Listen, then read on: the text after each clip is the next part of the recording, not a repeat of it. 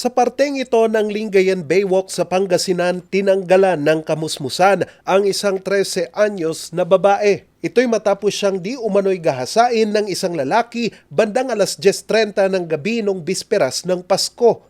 Katatapos lang po mga ruling ng ating pong victim sa barangay Balokok po kung saan din po sila resident, sir. At ito pong suspects natin is on board ng motorcycle po, sir, dalawa po. At in-invite po itong ating victim na sumakay po at saying na ihahatid po sila sa bahay po.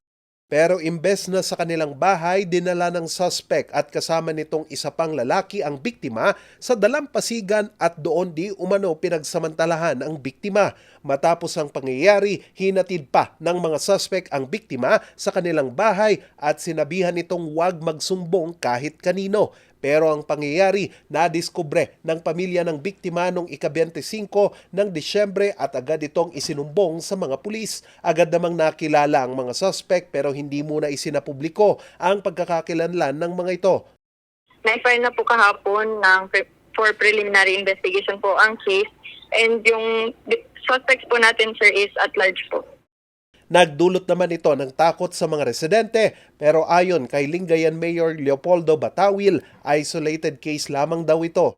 These are isolated cases which are not in any way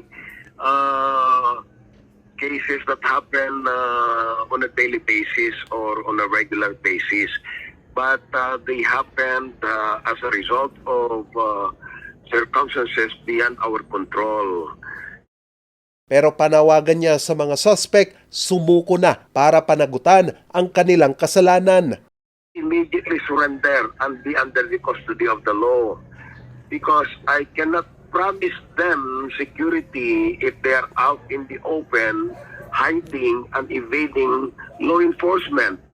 Sinampa na ang dalawang suspect ng kasong statutory rape. Charles Nicolimon para sa Luzon Headlines.